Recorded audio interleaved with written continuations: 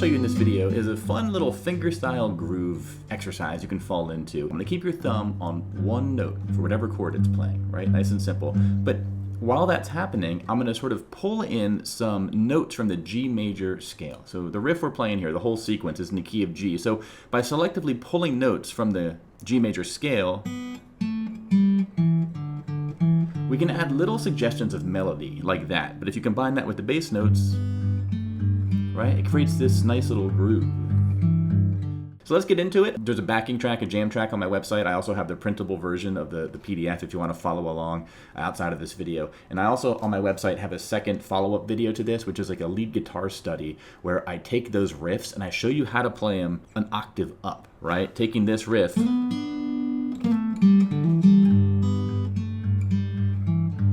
playing it up here.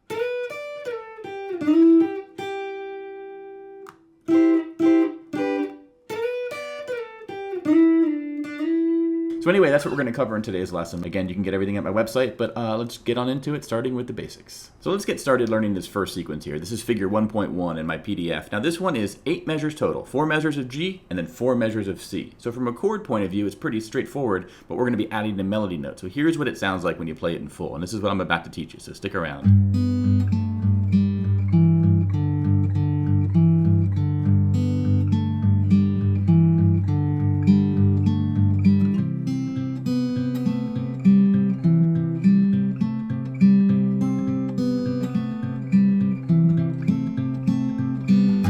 And then it repeats, and you can do the whole thing over again. So what's going on here? So first up, just understand this is all played over the chords of G and C. But we're never going to strum. We're not going to do any strumming. And instead what we're going to do is take the chord shapes and only worry about the bass note with our left ring finger.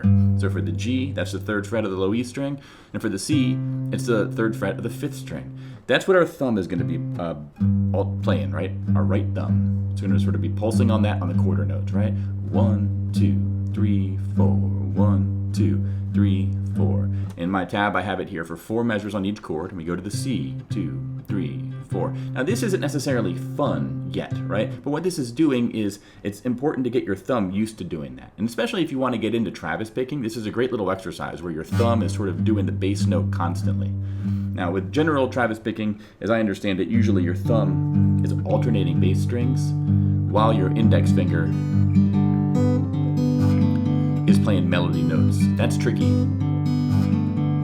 right? This is gonna take the constant thumb, but it's gonna stay on one string. And we are gonna add the melody notes, but because we're not alternating with our thumb, it's a lot easier to do. I think of this almost like as Travis picking training wheels. But anyway, let's look at this G. If you look at these first 4 measures here, notice how, in the first 2 measures even, what we have in the thinner couple strings are this melody notes that are going down. So if we just played those melody notes, it would be open B string, 2nd fret on the 3rd string, open 3rd string, 2nd fret on the 4th string, and then we have open 4th string twice, 2nd fret on the 4th string again, and then open 4th string again. So really, it's just these 2 notes we're fretting. 2nd fret on the 3rd string and 4th string, okay?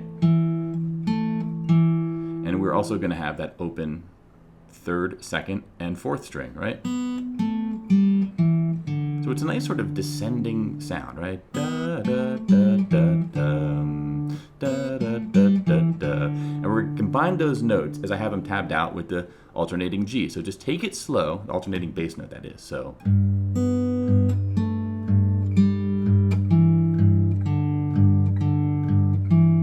And repeat it. Repeat those first 2 measures. Get used to them. It might take a while to get sort of comfortable with the groove, but you're going to. And you'll be able to play a little bit faster, right? And your confidence will grow. And what we can do when you're ready is move on to the next 2 measures, which start out the exact same way.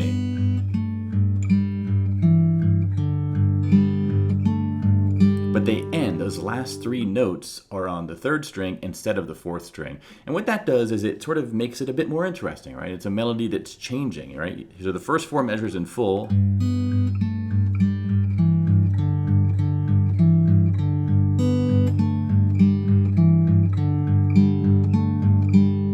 Okay, again, you could repeat that if you want to, but at some point you might get a bit burn out by repeating G forever, right? We want some tension, we want some changes, we want some sort of dynamicism of the progression. So let's just go to our C. It's a nice change here.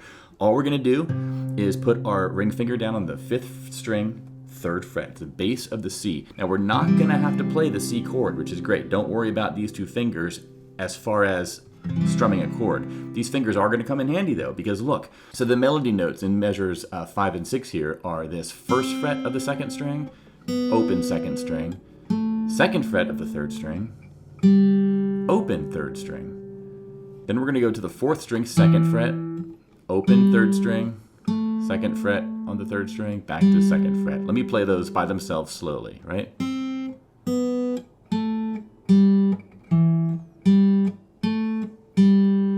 When you play them like that, without the context of the rhythm, it might not sound necessarily melodic, but if you add that bass note,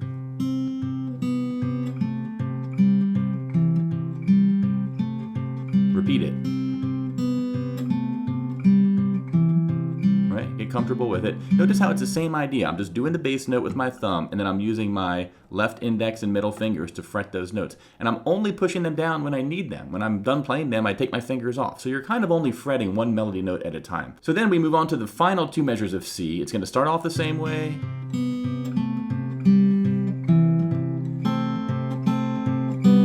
And at the end here, we have something different going on here. So we're basically going to end up on the 4th string, 2nd fret, just like before. But on our last 3 melody note punches there, we're going to do these little double stops. That means you're playing 2 strings at once. So if you can, fret the 1st fret on the 2nd string and the 2nd fret on the 3rd string. Do those together. You can think of this as part of an A minor chord. It's also part of a D7 chord. Okay? It's also part of an F chord. So what we're going to do here is just fret those 2 notes, play those twice. I'm using my index and middle finger on my right hand, and then do open 2nd and 3rd string as our final 8th note there. So if I do the C sequence by itself, the final 4 measures, and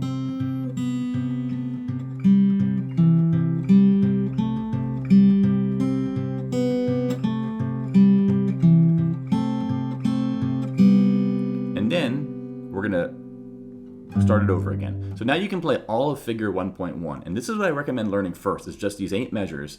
Learn the notes, and you can sort of play them in a loop and sort of take it slow. You can get sort of dynamic. You can be soft. You can be loud. You could change the speed. Don't change the speed if you're messing up, though. That's the one thing, is you want to play it at a tempo where you can control. But let me play through it a few times. The first time I do it, I'm going to play through it exactly as it's tabbed out. The second time I play through it, I'm going to add some hammer-ons, meaning all the melody notes, you could sort of just hammer on from open, whatever the open string is, to that note. So for example, in the first measure here,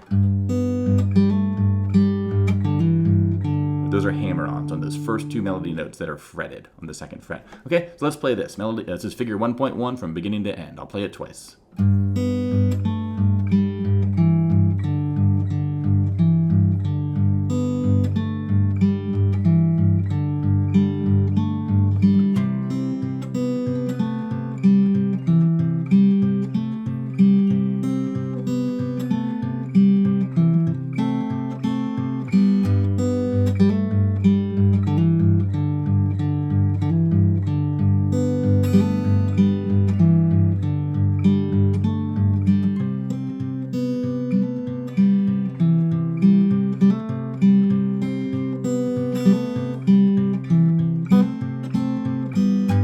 Okay, so again, this is something I've been practicing, enjoying practicing. It's a nice little groove, and finally, you could improvise. I'm not going to do it here, but you could.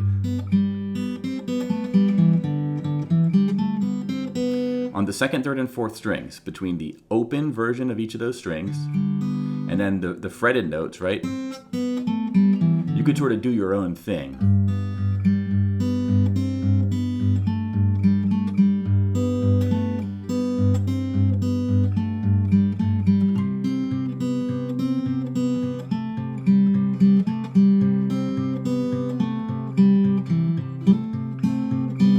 Okay, little example there. Now, let's move on quickly to figure 1.2. What this is a way to turn it around, meaning we take figure 1.1, say we play it a few times, but say we want to punctuate it a little bit more. We want to kind of add a really exciting part.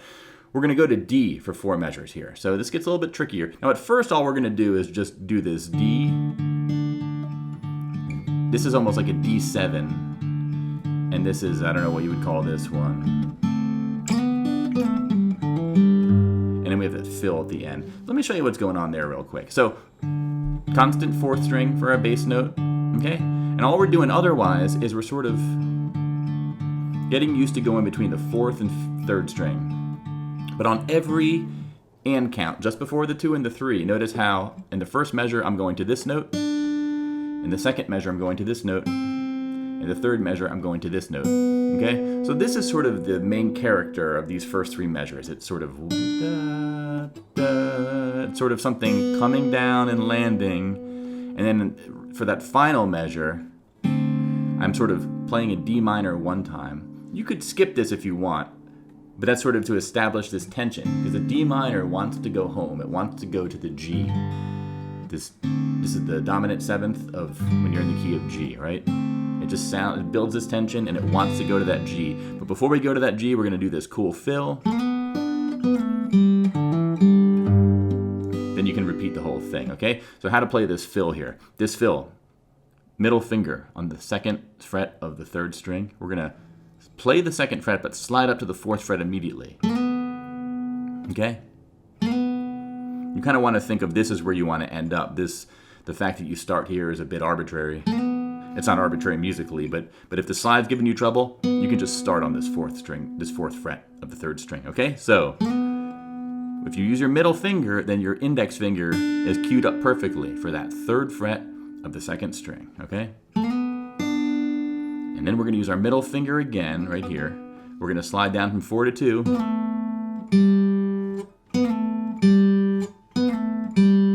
Okay? Slide down from 4 to 2, and then pluck the 3rd string open. Then we're going to hammer on from 0 to 2 on the 4th string. And then play the 3rd string by itself. So slowly.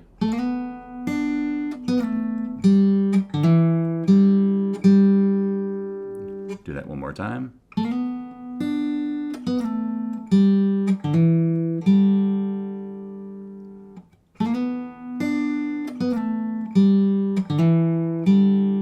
And the great thing about that is after you play this sequence, you can go back to figure 1.1. So let me do figure 1.1 into 1.2 and then repeat the whole thing, or just show you how it kind of sounds if you do repeat it. And for this one, I'm going to put on the backing track I have. This is available over on my website. If you want something to play along with, I find that this is helpful just if you want some time to follow, right? Just a simple drum beat. 1, 2, 3, and go. And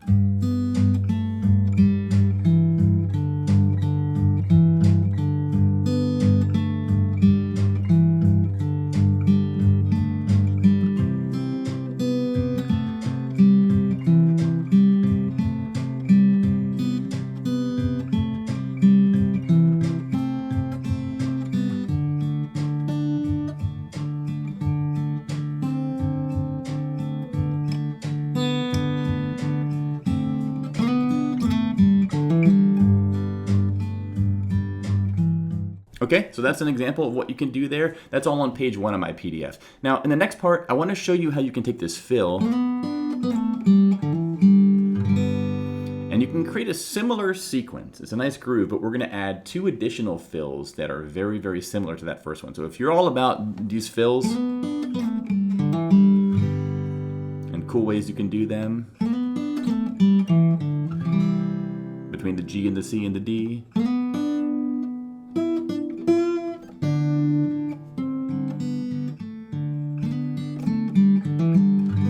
show you that. So let's dive into that next. So this is page 2 of my PDF. Now there's 3 fills total. If you look at figure 2.1 and 2.2, the first fill is what we already learned in figure 1.2. This is the one that's going from, and it's always going into a G chord. Okay? Again, how to play this one is 3rd fret, slide from 2nd to 4th. With our middle finger. You got to use your middle finger because you want your index finger to be perfectly there for the 3rd fret of the 2nd string. Then you slide back down with your middle finger on the 3rd fret, 3rd string that is. Okay? Open 3rd string, hammer on from open to 2nd on the 4th string, and then and on that open 3rd string. Okay, so that's the first fill. And that always goes into a G. Now the second fill we're gonna do, I'm gonna show you all the fills first, is it's the same exact thing, but the last 3 notes are different. Really, it's the last note that's different, the last 1 note. Instead of going from open to 2nd to the 3rd string, we're gonna go from open to 2nd on the same 4th string, but go back to the open 4th string. That sets us up for our C that we're gonna play. Okay, so the fill 1 is this. You can play that into a G. Fill 2 is, okay, it's all about that last note being different. Now the third fill is quite different here. It starts the same. So what's happening here is I'm starting with the same slide from 2nd to 4th. And then I'm going to go from, on the 2nd string, from 3rd to 5th, back to 3rd, and then I'm going to sort of bend this 5th fret note, okay? I'm going to do a half step bend, meaning I want it to produce this sound. Okay? This is the note, the 5th fret of the 2nd string, but I want this note to produce this sound. The way to do that is we're going to bend the string. Notice how that's the same sound, okay? That's too far. You sort of have to bend just enough to get that sound, but not too far. And then after that, we're gonna sort of do a pinch on the 4th string, and then this 3rd fret of the 2nd string. That's our D. It's going into a D, right? So let me play the whole thing for you slow, and you're gonna notice that in between each of these fills, I'm gonna use things I've already taught you in figure 1.1 and 1.2, but this is a much shorter version here. So let me play this slow for you. So starting with figure 2.1, and then starting figure 2.2 now.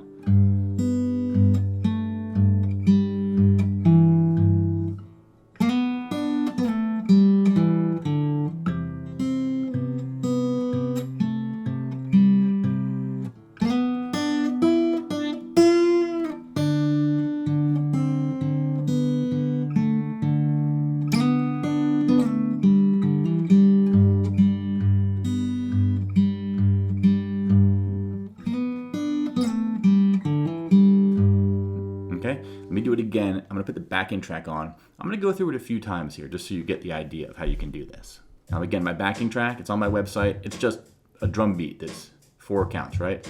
1 and 2 and 3 and 4 and 1 and 2 and 3 and 4. Jump in anytime.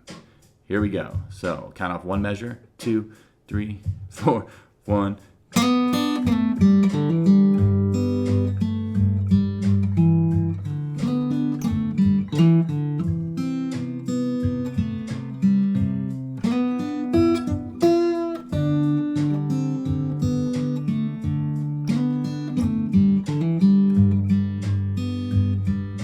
Repeat.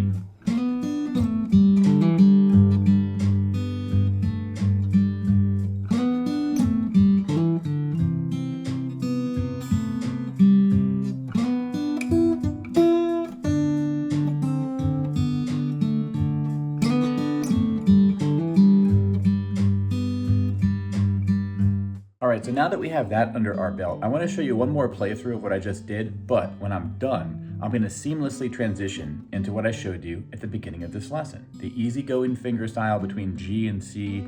It doesn't really have any fills. And I'm going to show you this to you because this is a nice example of what you can practice. You can do the version with all the fills, which is nice, but then when you're done, you can sort of lay off the gas a little bit. Go to that easygoing version of G and C. Repeat that as many times as you want. And if you want from there, you could do that figure 1.2 thing where I go into the D, then the D7, then I do the fill, and then, you know. So overall, the point here is these are a bunch of Lego bricks you can put together any way you want. And if you just want something to practice and work on, what I'll show you here will show you what that sounds like. So check it out.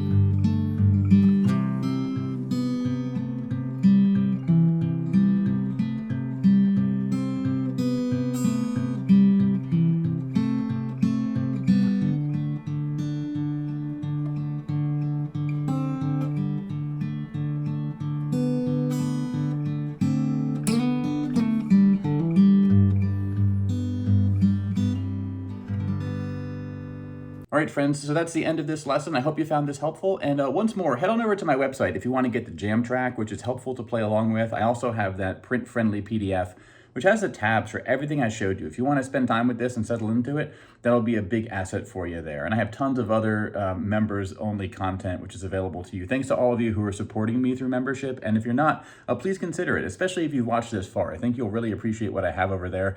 On my website, you can get instructional PDFs. I have a huge library of those you can get with membership, jam tracks, and also members-only videos showing premium content. So that's available as well. And if you do want to buy any of my song sheets, which are licensed for copyright reasons, I give you a 50% discount code every month that you are a member. So check that out. And thanks for watching this far, and I'll see you in the next one, my friends. Bye-bye.